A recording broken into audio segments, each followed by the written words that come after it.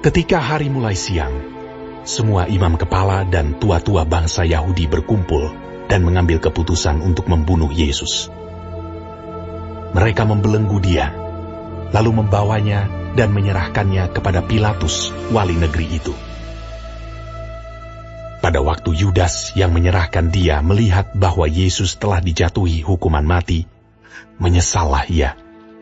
Lalu ia mengembalikan uang yang 30 perak itu kepada imam-imam kepala dan tua-tua dan berkata, "Aku telah berdosa karena menyerahkan darah orang yang tak bersalah." Tetapi jawab mereka, "Apa urusan kami dengan itu? Itu urusanmu sendiri." Maka ia pun melemparkan uang perak itu ke dalam bait suci, lalu pergi dari situ dan menggantung diri. Imam-imam kepala mengambil uang perak itu dan berkata, "Tidak diperbolehkan memasukkan uang ini ke dalam peti persembahan, sebab ini uang darah." Sesudah berunding, mereka membeli dengan uang itu tanah yang disebut tanah tukang periuk untuk dijadikan tempat pekuburan orang asing. Itulah sebabnya tanah itu sampai pada hari ini disebut tanah darah. Dengan demikian, genaplah firman yang disampaikan oleh Nabi Yeremia. Mereka menerima 30 uang perak, yaitu harga yang ditetapkan untuk seorang menurut penilaian yang berlaku di antara orang Israel. Dan mereka memberikan uang itu untuk tanah tukang periuk, seperti yang dipesankan Tuhan kepadaku.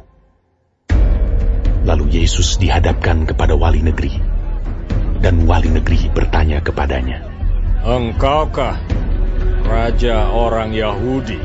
Jawab Yesus, "Engkau sendiri mengatakannya." Tetapi atas tuduhan yang diajukan imam-imam kepala dan tua-tua terhadap dia, ia tidak memberi jawab apapun.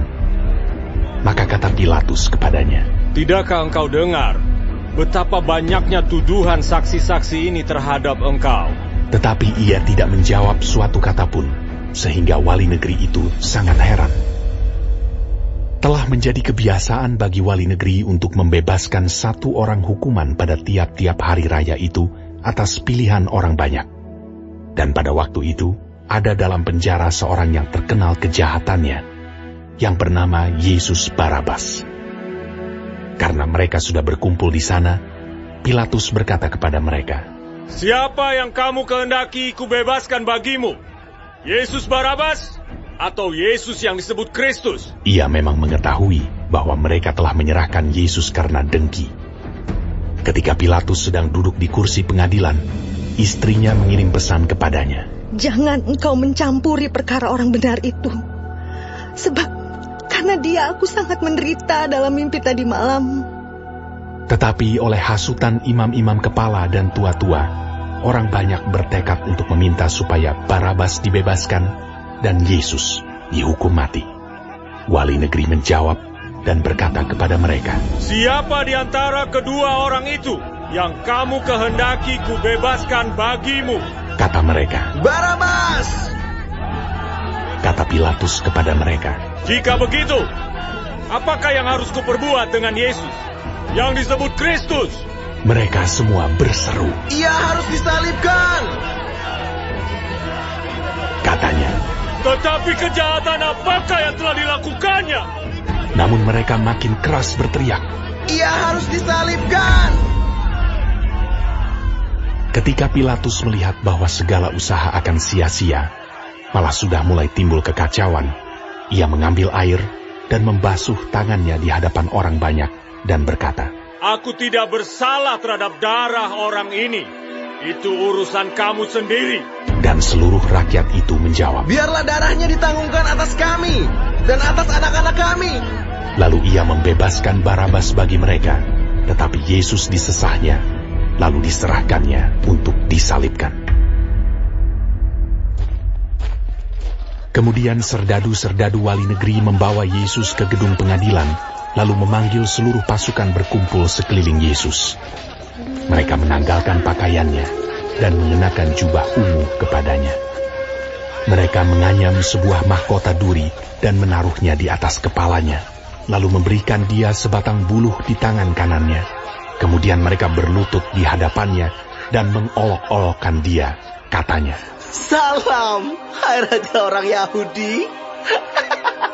Mereka meludahinya dan mengambil buluh itu dan memukulkannya ke kepalanya. Sesudah mengolok-olokkan dia, mereka menanggalkan jubah itu daripadanya dan mengenakan pula pakaiannya kepadanya. Kemudian mereka membawa dia keluar untuk disalibkan. Ketika mereka berjalan keluar kota, mereka berjumpa dengan seorang dari Kirene yang bernama Simon. Orang itu mereka paksa untuk memikul salib Yesus. Maka sampailah mereka di suatu tempat yang bernama Golgota, artinya tempat tengkorak.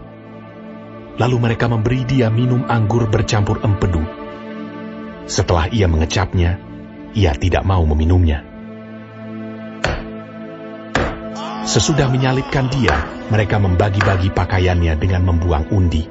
Lalu mereka duduk di situ menjaga dia. Dan di atas kepalanya terpasang tulisan yang menyebut alasan mengapa ia dihukum.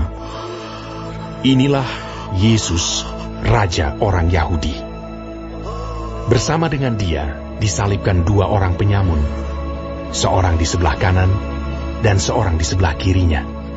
Orang-orang yang lewat di sana menghujat dia, dan sambil menggelengkan kepala, mereka berkata, Hai engkau yang mau merubuhkan bait suci dan mau membangunnya kembali dalam 3 hari, selamatkanlah dirimu.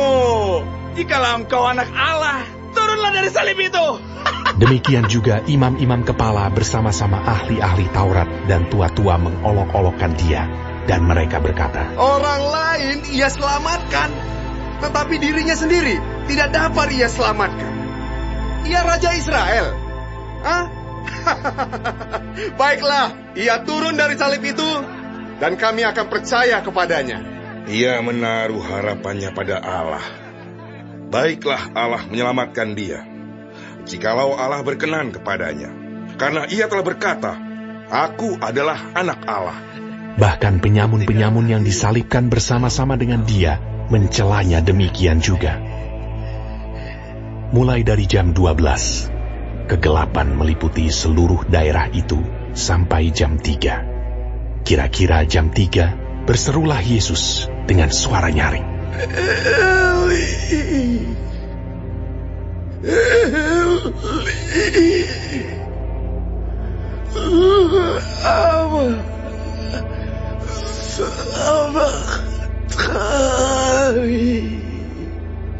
Artinya, Allahku, Allahku, mengapa engkau meninggalkan aku? Mendengar itu, beberapa orang yang berdiri di situ berkata, Ia memanggil Elia. Dan segeralah datang seorang dari mereka. Ia mengambil bunga karang, mencelupkannya ke dalam anggur asam, lalu mencucukkannya pada sebatang buluh, dan memberi Yesus minum. Tetapi orang-orang lain berkata, Jangan, baiklah kita lihat, apakah Elia datang untuk menyelamatkan dia.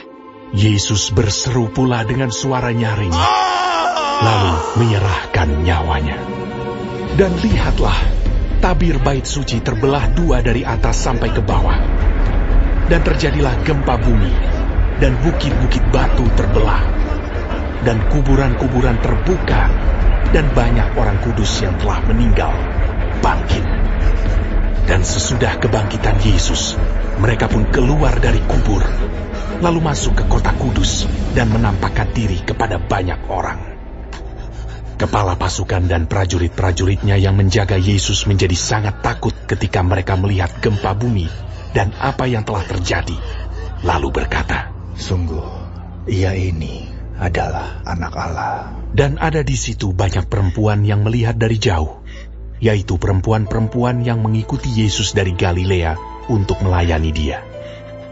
Di antara mereka terdapat Maria Magdalena, dan Maria ibu Yakobus dan Yusuf, dan ibu anak-anak Zebedeus. Menjelang malam, datanglah seorang kaya, orang Arimatea yang bernama Yusuf, dan yang telah menjadi murid Yesus juga.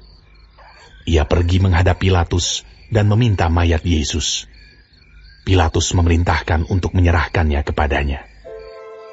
Dan Yusuf pun mengambil mayat itu, mengapaninya dengan kain lenan yang putih bersih, lalu membaringkannya di dalam kuburnya yang baru yang digalinya di dalam bukit batu. Dan sesudah menggulingkan sebuah batu besar ke pintu kubur itu, pergilah ia. Tetapi Maria Magdalena dan Maria yang lain tinggal di situ, duduk di depan kubur itu.